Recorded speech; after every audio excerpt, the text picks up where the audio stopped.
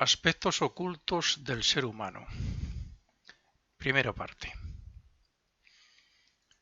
Ya hemos visto detalladamente en otras conferencias los aspectos o partes de las que está constituido el ser humano, tanto desde el punto de vista del espíritu como desde el de la personalidad reencarnante, es decir, todos los aspectos que intervienen en la evolución humana, incluyendo los que desecharemos en su momento para actuar como el propio espíritu.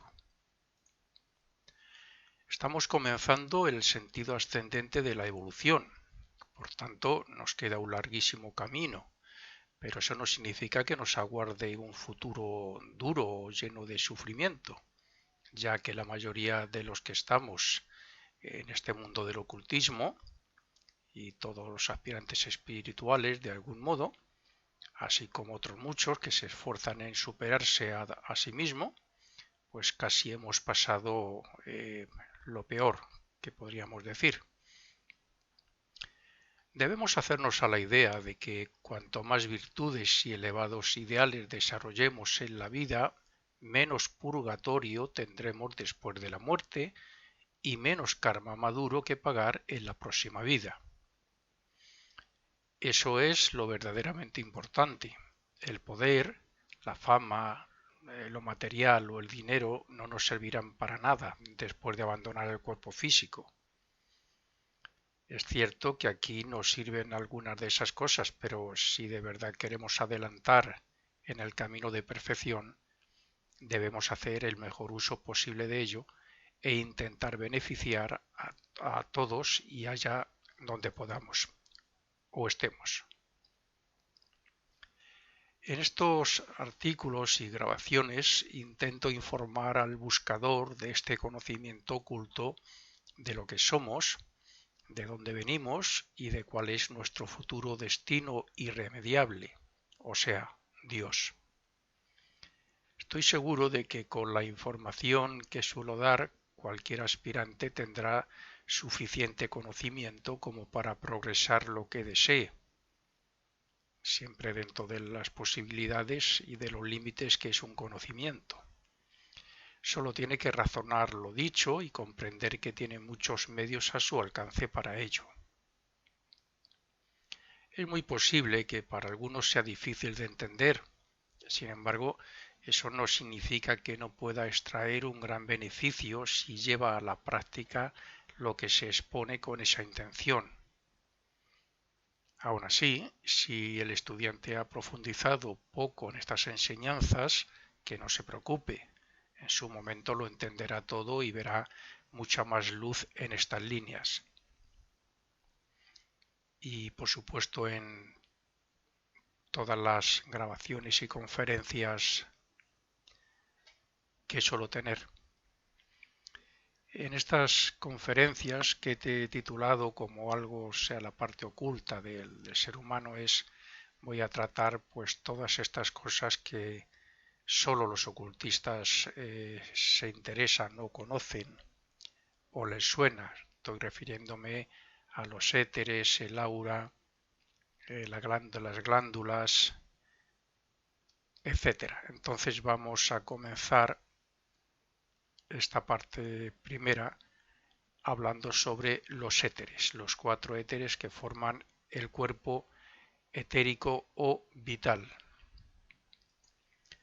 Decir que tenemos un cuerpo vital o etérico compuesto de 4 éteres y que por medio de esos es como el cuerpo físico vive y mantiene sus funciones, no es suficiente si se quiere explicar cómo es el hombre interno. Por tanto, veamos cuál es la función de estos éteres, aunque sea sin meternos tampoco muy a fondo sobre ellos. El cuerpo etérico o vital, que también forma nuestra primera aura, es energético. Digo energético porque los éteres de los que están compuestos no se consideran materia como el átomo físico. Y por tanto, y como en todos los cuerpos, hacia él pueden ser atraídos y de él pueden alimentarse ciertas entidades, ya lo comprenderemos esto. Estos entes, que suelen ser atraídos por la persona según cual sea su carácter y estado moral, suelen influir en cada individuo y en su estado de salud en mayor o menor grado, dependiendo de lo que piense y haga y del ambiente psíquico donde se encuentre. Recuerdo que estamos hablando de los éteres que forman el cuerpo etérico, pero también el aura. Es un cuerpo energético, magnético y también relacionado, o sea, tiene su aspecto de atracción y repulsión.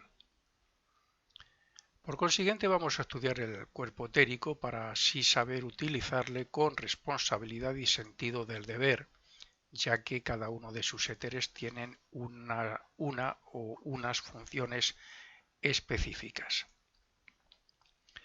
El éter más denso de los cuatro, el más visible ante la visión de un clarividente, aunque sea mínimo, es el llamado éter químico, el más cercano al átomo físico. Este éter tiene un color que varía desde un gris azulado hasta un azul rojizo oscuro. Se relaciona íntimamente con el elemento tierra. Alimenta y mantiene el cuerpo físico y también se ocupa de la excreción según trabaje en las fuerzas con una polaridad u otra. He de dejar claro para los que no están muy familiarizados con la filosofía Rosacruz, que cuando estamos hablando de fuerzas que trabajan con una polaridad u otra, estamos hablando de seres, de entidades.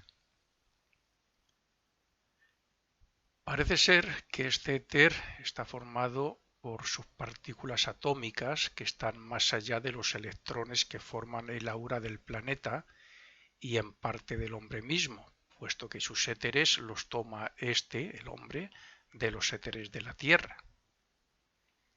El cuerpo etérico no es un cuerpo propiamente dicho, ni tiene poder por sí mismo, sino que hace de canal para que, primero, la energía dinámica del cuerpo de deseos actúe en el cuerpo físico como incentivo para la acción.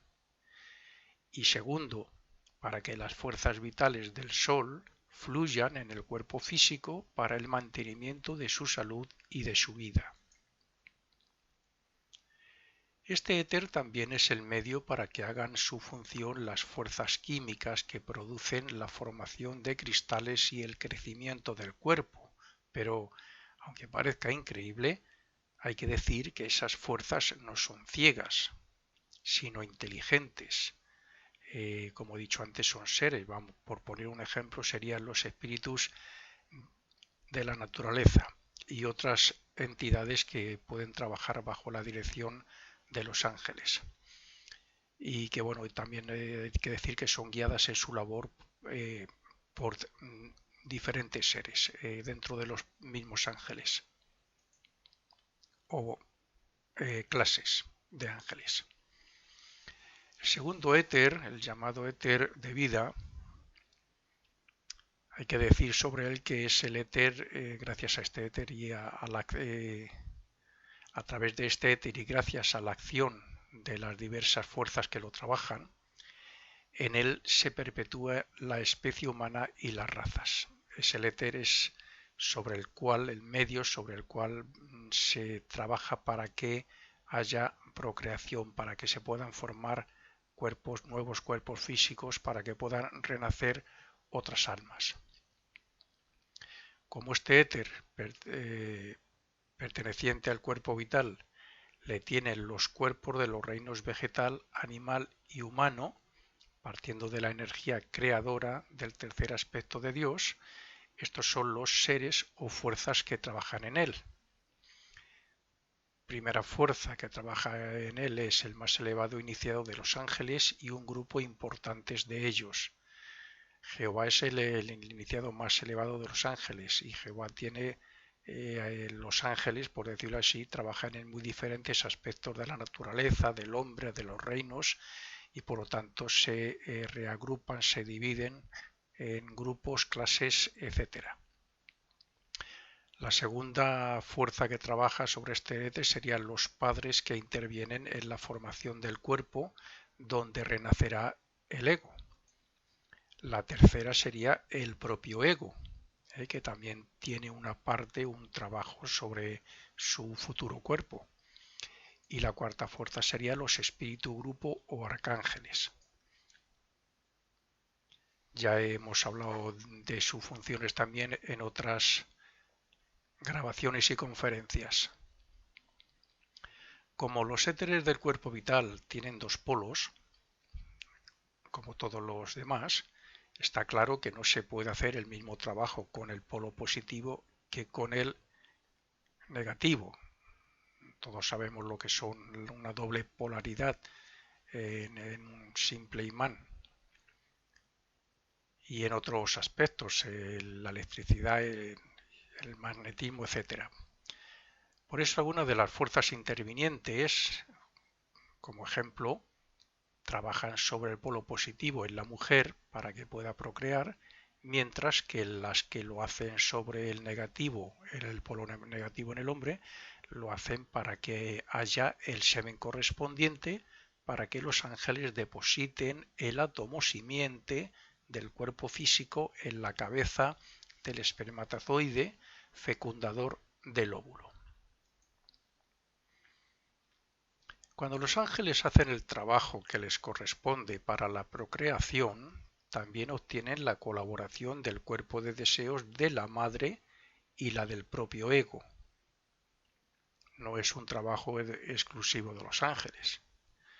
Según sea la polaridad de la matriz etérica construida con el éter vital, así atraerá éteres químicos y físicos contrarios, es decir, si la matriz etérica es de polaridad negativa, atraerá éteres químicos y físicos positivos para que se forme un cuerpo masculino. Por eso, el sexo lo determinan los ángeles, que son los registradores, y lo determinan antes de la construcción de esa matriz de acuerdo al karma, a las posibilidades y a las tendencias que traiga en su destino ese nuevo ser. Todo lo relacionado con la herencia procede del éter vital, aunque éste sea manipulado por algunos de los seres mencionados y por el propio ser humano. Esa manipulación alcanza también a los genes, que en realidad son los verdaderos portadores de la herencia.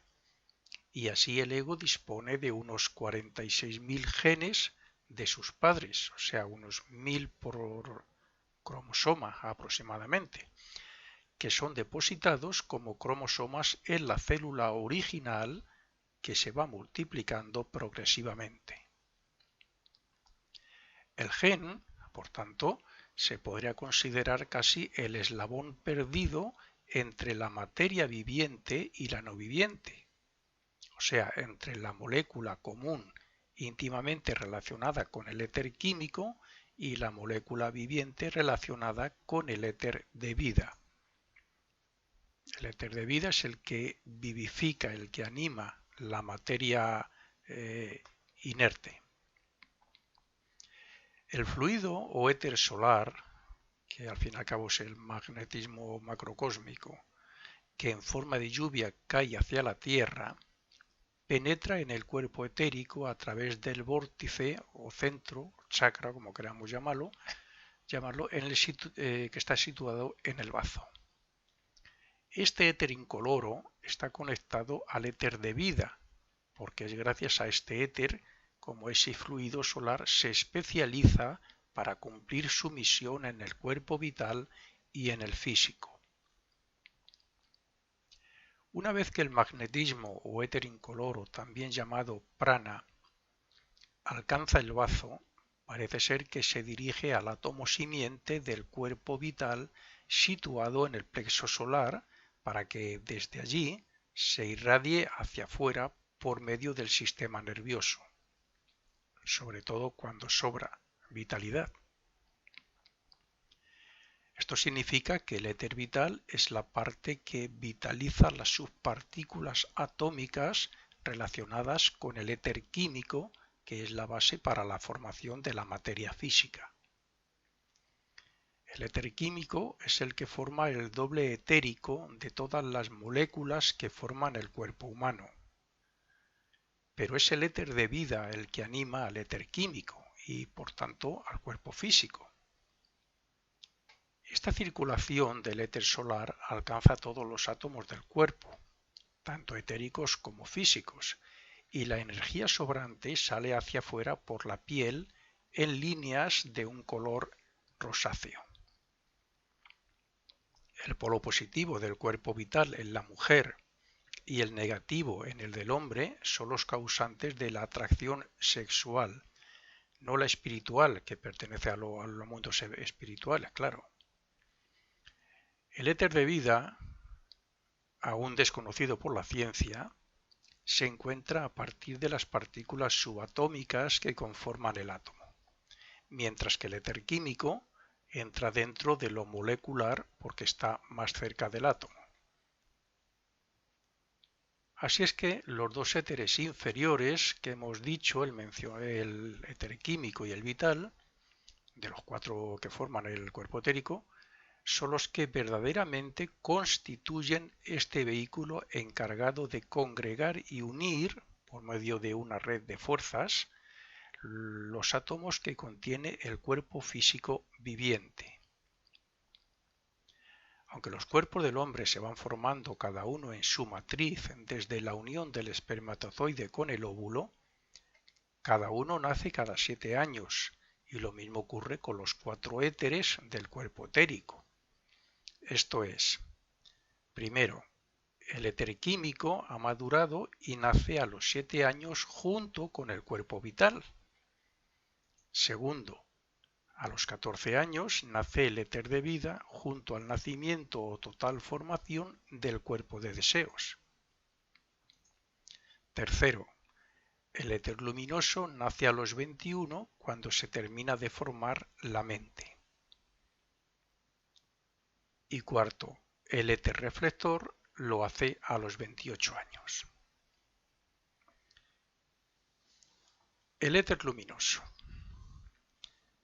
Podríamos decir que tenemos una mente consciente gracias al éter luminoso, que es donde se asienta la mente, para recibir las percepciones de los sentidos y las recepciones y sensaciones internas, como el calor, el equilibrio, la relación de las partes, el sentido del peso o de la cercanía, etcétera, etcétera. Las fuerzas que trabajan sobre el polo negativo de este éter son las encargadas de formar y vitalizar los sentidos y órganos sensoriales para que el ego las perciba, clasifique y pueda responder a ellas. En general, este éter es el medio por el cual las fuerzas cósmicas se reflejan en el hombre, como son la luz solar, el calor y color, pero su base de operaciones son los sistemas nerviosos voluntario y simpático y el cerebro. Si el éter de vida utiliza el fluido solar, lo que hace el éter luminoso es transmitir a los nervios la fuerza motriz para que el ego pueda mover el cuerpo. Como sabemos los estudiantes de la Fraternidad Rosacruz, el ego actúa a través de la sangre, pero también se manifiesta por medio del éter luminoso, sobre todo y también para crear esa fuente individual del calor en el cuerpo, sin la cual él no podría estar dentro también. El éter reflector. Los éteres que llevan la imagen a la película de fotos de una cámara para que queden impresas hasta que se revele el carrete son los mismos que llevan la imagen de lo que vemos a la retina para que después pase al cerebro. De forma similar, también los éteres reflectores del cuerpo etérico, éteres cósmicos, que especializamos en nuestro cuerpo etérico y en nuestra aura, son los portadores en cada instante de las imágenes de nuestra vida, y gracias a él se van guardando en el átomo simiente del corazón situado en el ventrículo izquierdo. Gracias al polo negativo del éter reflector y a la sangre que transporta las imágenes de lo que somos, hacemos y todo lo que ocurre a nuestro alrededor.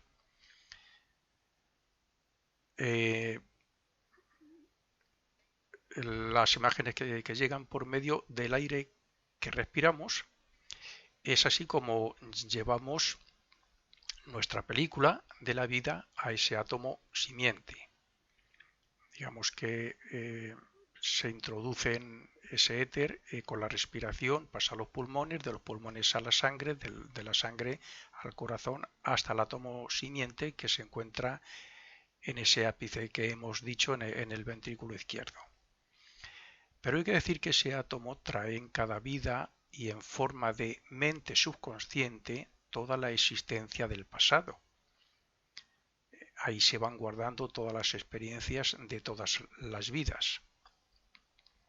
Y en base a lo que hay guardado ahí también los ángeles del destino crean nuestro destino en cada renacimiento.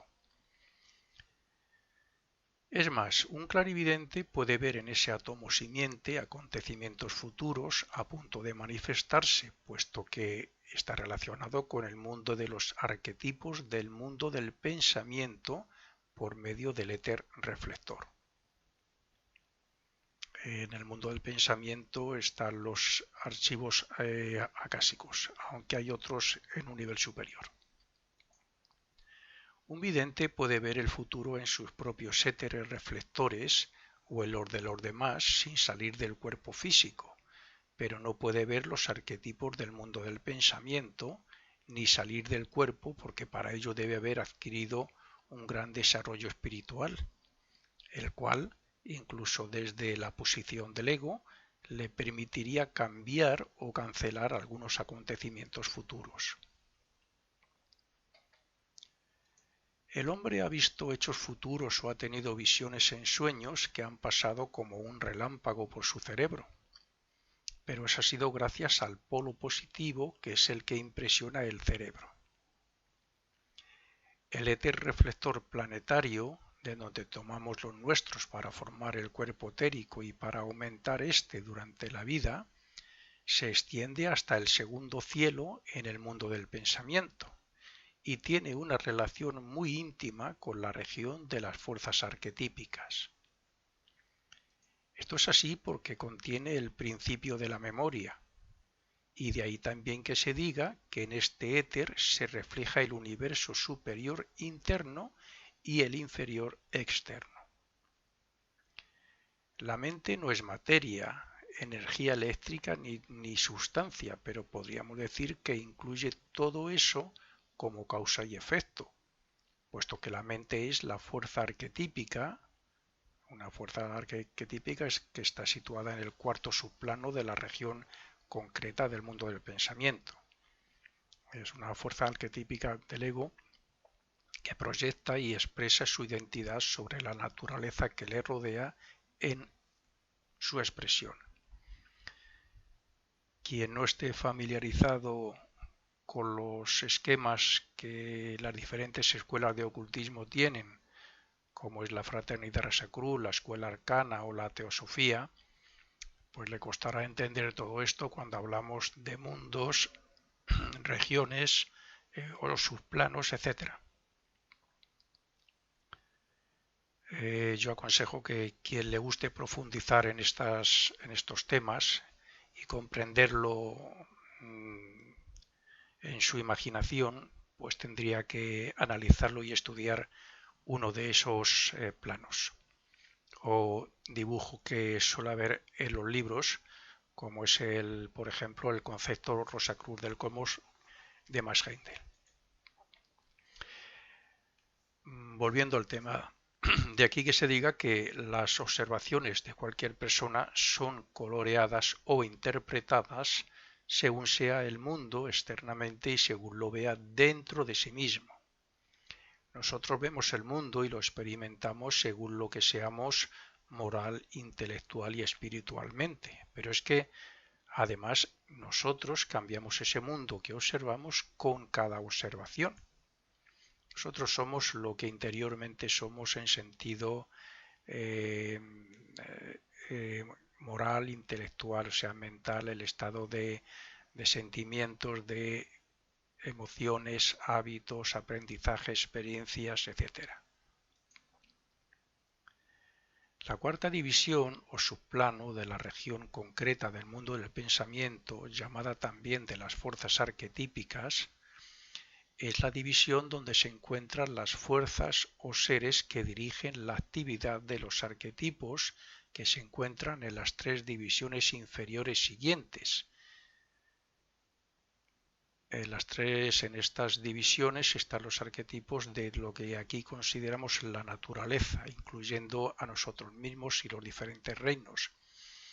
Ahí están los moldes, que son ideas vibrantes, pensamientos o arquetipos vibrantes, y de acuerdo a eso luego se forma aquí en el mundo físico, se crean las formas físicas. Las fuerzas que trabajan sobre los arquetipos son las siguientes. Primero, las jerarquías que evolucionan en los mundos del pensamiento, el mundo de deseos y el mundo físico.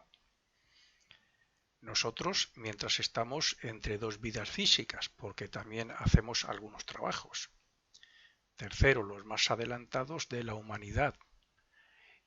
Ahí estamos incluyendo iniciados, adeptos, hermanos mayores y otros que se consideran maestros. Cuarto, los más adelantados de la oleada de espíritus creada por Dios a la que pertenecemos y que su evolución se desarrolla en Mercurio y Venus. Y quinta, y alguna otra fuerza más de la naturaleza.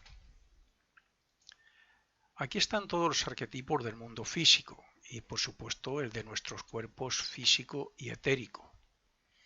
Esta cuarta región es el mundo de la mente y donde se encuentra la memoria de la naturaleza o archivos de la historia de la humanidad, la cual se registra gracias al éter reflector. Pues bien, lo mismo que ocurre a nivel de estos mundos ocurre en nosotros mismos. Es decir, gracias al éter reflector del cuerpo etérico, se registra nuestra vida en el átomo simiente para que, después de la muerte, termine en el mundo del pensamiento como propiedad del ego. Así es que, tanto la memoria personal como la de la naturaleza están conectadas con el polo negativo del éter reflector, mientras que la fuerza mental o mente creadora trabaja por medio del polo positivo sobre el cerebro y el sistema nervioso. El verdadero mundo del espíritu comienza en el mundo del espíritu de vida, en dirección ascendente, y el mundo material comienza en las regiones superiores del mundo del pensamiento, que es donde se originan las ideas o causas que después se transformarán en arquetipos y formas de pensamiento de determinada vibración para que, a partir de ellas, formen el cuerpo etérico y de éste se forme el cuerpo físico.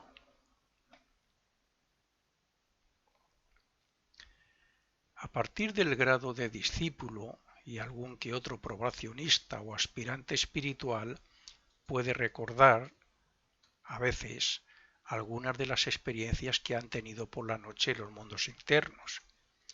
Esto ocurre gracias al polo negativo del éter reflector, con la particularidad de que una vez se obtiene más poder espiritual, se puede leer en ese mismo éter recuerdos de vidas pasadas impresos en el átomo simiente del corazón. Naturalmente que el iniciado no solo puede ver estas imágenes, sino que también puede controlarlas. Tengas en cuenta que todo lo existente en nuestro mundo tiene su reflejo en este éter reflector y que éste contiene, porque es más sutil, claro, contiene en sí mismo el éter luminoso, como éste contiene el éter de vida y químico, y como el éter químico, a su vez, contiene al cuerpo físico. Si se razona y si se utiliza correctamente el discernimiento, se comprenderá esto perfectamente y se verá que lo que vemos es lo más denso, pero que en realidad el origen, causa, vida, está mucho más allá de la materia física. El cerebro, con sus miles y miles de millones de células nerviosas, está trabajando constantemente con impulsos nerviosos, con los sentidos, almacenando memoria y con las impresiones e impactos de la mente y del exterior. El ocultismo relaciona la energía cerebral y los impulsos nerviosos con el éter luminoso, con la memoria y la recuperación del conocimiento y con el éter reflector. El éter de vida es el que desarrolla y mantiene vivos los tejidos y células que intervienen en el cerebro, llamado también el taller del ego. Y el éter químico es el medio por el cual los átomos y las moléculas se unen de acuerdo al arquetipo y a la evolución. Es en el éter reflector donde se transforman las imágenes que llegan de la retina en forma de impulsos, de nuevo en imágenes que puede interpretar el ego. Sin el éter reflector, el ego no tendrá conciencia del mundo físico ni podría expresarse en el cerebro físico. La consciencia se relaciona con las nuevas experiencias que nos enseñan, con la creatividad, con la originalidad de ideas y con el futuro. Pero el ego no podría expresarse en pensamientos ni influir en el cuerpo físico si no fuera por el fósforo del cerebro. Es más, el grado de inteligencia y de consciencia es, en cierto modo, proporcional al fósforo que contenga el cerebro.